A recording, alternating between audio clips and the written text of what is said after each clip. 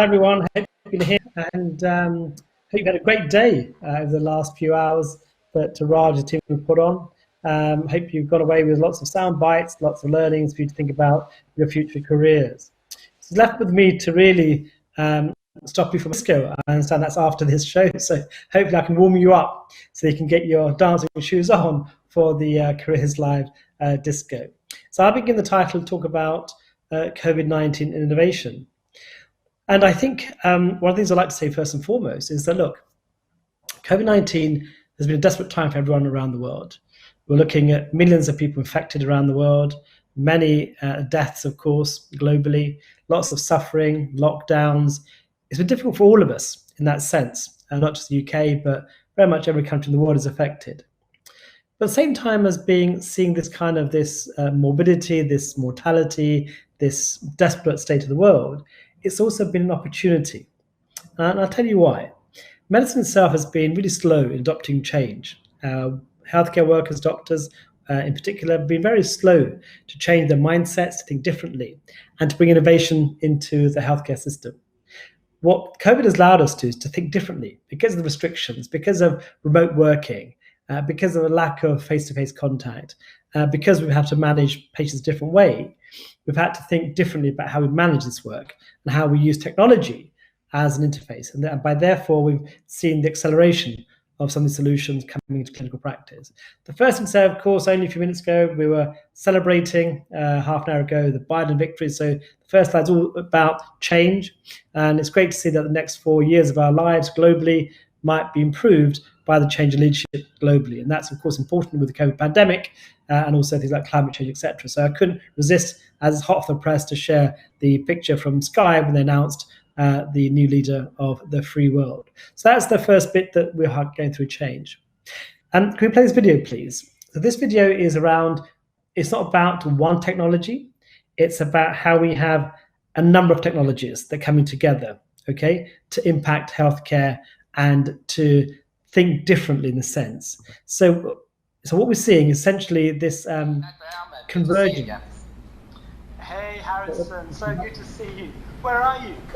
I'm in New York. How about you? Okay, so that's the convergence talk about. These technologies, not in isolation, they come together to create this kind of world that we live in. So we're really fortunate in the world that we live in because we have the access to all these, what we call technologies that will reimagine healthcare. The next video to play, please. Thank you. So, of course, COVID pandemic has compressed time like this, of course. What we've seen now is that we've seen 5 years of innovation compressed to only 6 or 8 months. So that's been amazing. And we're kind of catapulted into the future, which I think for me, someone who's like a futurist to talk about the future of healthcare and digitalization, it's been amazing. If we talk about the first fundamental part that's changed, we had to go have less face-to-face interactions. We weren't allowed to see patients in the hospital or in primary care because of the threat of the illness and the virus. So we had to move to more remote working. Telemedicine came in, and this is a picture from 1924 showcasing the futures of 1924, thinking about how we could interact with our patients, looking at TV screens, mirrors. What they were describing 100 years ago was telemedicine. And now we've seen a kind of a expansion of the use of telemedicine for consultations. A year ago, this doctor got a lot of criticism in California for breaking bad news to a patient on a telemedicine platform like this. It shows you how much it's changed. Now, of course, this would be normal. It'd be accepted to break bad news on a telephone or on a TV screen or a monitor, for example, on a computer. So the society has changed in the expectations of a consultation. So amazing how 1 year has moved us on so far. This is my own clinic. I tend to have my computer at home now with the electronic health record of the patient, with a telemedicine platform, i.e. video-to-video consults. And also we do this kind of video, I can walk around the hospital now with these devices that can project your screen and go around the hospital doing ward rounds, etc. And we'll be using this for teaching training as we go on. This is the kind of world that we're living in. But of course, telemedicine has really escalated. There are many companies out there around the world. Every country is now using different systems and methods. And we're seeing the visitation for consults through telemedicine up by maybe 8,000% in some cases. Many companies out there rethinking that we've got to be more remote. We can see on television screen or on a telephone, and actually the outcome is just as good. And patients themselves are demanding that convenience, the immediacy of having access to a doctor. It makes much more sense. So they call this a new normal. We're not going to go back to the old ways. We'll be having our virtual consults for the long time to come.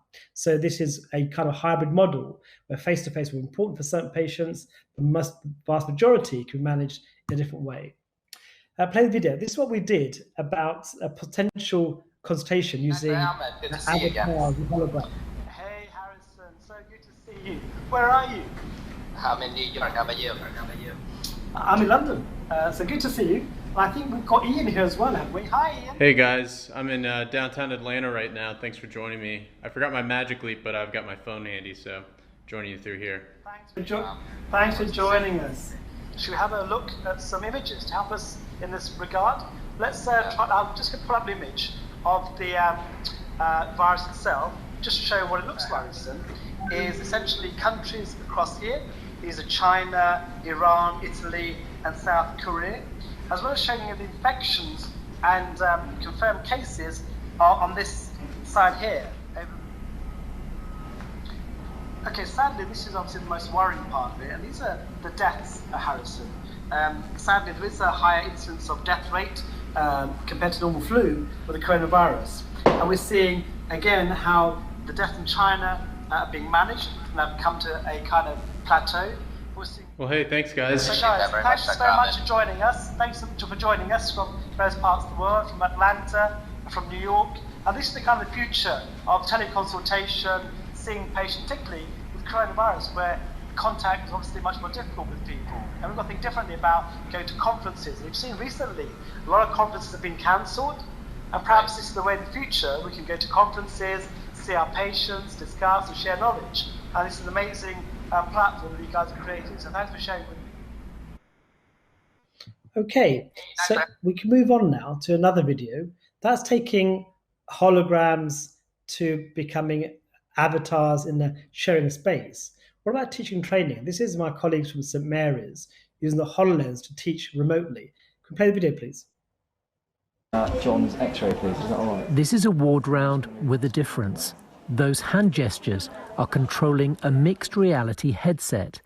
The doctor can bring up x-rays and scans. Thank you very much. And the rest of the medical team can stay in a non-COVID area, sharing a live feed of everything he sees. So, okay, so now you've seen kind of where we are with the change that's taken place, which never expected 9 months ago. The COVID has given us this ability to innovate. We're also working much more globally. The World Health Organization set up the COVAX organization to bring in countries to develop vaccines together, sharing knowledge, sharing technology, and sharing aspiration. And 172 countries have joined to sort out and create the vaccines to support the clinical research and trials. And then, of course, this will be used widely once we get on top of the pandemic. So it shows you how the globe needs to come together to provide global solutions to the problems. We'll also build hospitals quickly. So I was one of the people that worked at the Nightingale Hospital in London. That was set up within about 6 weeks, maybe 5 weeks or so, from scratch. A big conference center converted using the army, bringing industry partners in, connecting it all together to have access to about maybe 12,000 patients overall. Ultimately, we didn't need it. It was built really quickly to show the rapidity of what we could do. But of course, we didn't have enough workforce to work in the Excel. And so that's always remains an issue about how do you create workforce as you expand the services required. But all hospitals around the country have improved the access to intensive care. My own hospital, Royal London, has expanded the hospital by 100%. So more patients can be seen and treated for in the intensive care. And that's across the entire UK. Suddenly the intensive care capacity increased by 100%. And that's why we've not been short of beds. So we're resilient, we can innovate going forward. Talk about ventilators, intensive care. There's a cry for ventilators. There's a huge issue that people would die without having ventilation. So McLaren, the car company, worked with UCL to create a CPAP machine. Very simple device that they had all the patents for. They've shared that widely now. Anyone can have access to the patents. Created a very much simple model of a small ventilator. which was essential in managing some of our patients in NHS. And now, of course, that blueprint is available globally. Technologies like AI have also helped us in this regard. There's many companies out there in the last 6 months just expanding rapidly the AI interface to healthcare. And we're seeing now, for example, in the NHS, that to predict a chest x-ray or a CT scan with COVID, all the images were available if you want them from NHS, which is amazing work. And companies can actually work on them to predict outcomes, predict what would happen for treatment purposes. Suddenly we saw this collaboration very rapidly to diagnose chest CT scans. We talked about telephones and telemedicine. We're now going to chatbots. We're seeing chatbots as being triaging patients. Now it's, of course, total triage. So patients now can be seen or spoken to by telephone or by telemedicine platform, or indeed a symptom checker. We can actually just ask questions very quickly. And COVID came out with its own chatbots. So you could ask questions and it'll give you a risk score of whether you're likely to have COVID or not. So we're seeing AI being used. We're seeing big data through hospitals. This is the command center at Bradford Hospitals, where you can, on a big board, you can see all the data through a hospital. Who's where, which patients are COVID or non-COVID, how they're being tracked, etc. So we're now seeing big data sets. We can see flow for the hospital to make it more efficient. So things by GE Healthcare are now being put in place in a number of centers globally. My own profession of surgery, we have a huge problem, of course. This was the global surgical outcome from the pandemic. You can see in the first few months how many operations would be postponed. 28.4 million in 12 weeks of the disruption would have to be cancelled. Over 2 million cancer operations will have to be cancelled.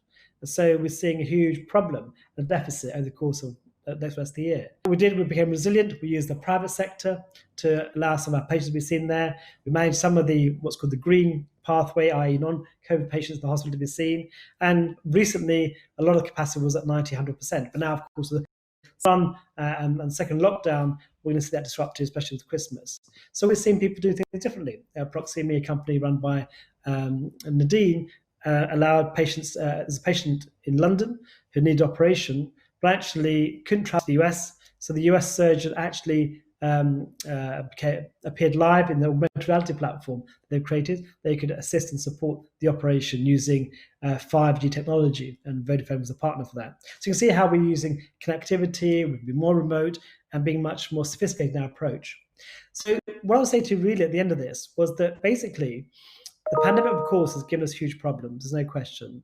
At the same time, it's been an advantage. It's been, I guess, it's given us solutions. It's allowed us to rapidly deploy ideas, and it's changed the rules around innovation. Less regulation, less barriers to adoption, more interest, and the language has changed over the last 9 months. So that's my last thought to you, and hopefully you'll see more of these innovations in the next few months and years now, and hopefully you'll be all part of this new world we live in. So good luck in your studies and your careers.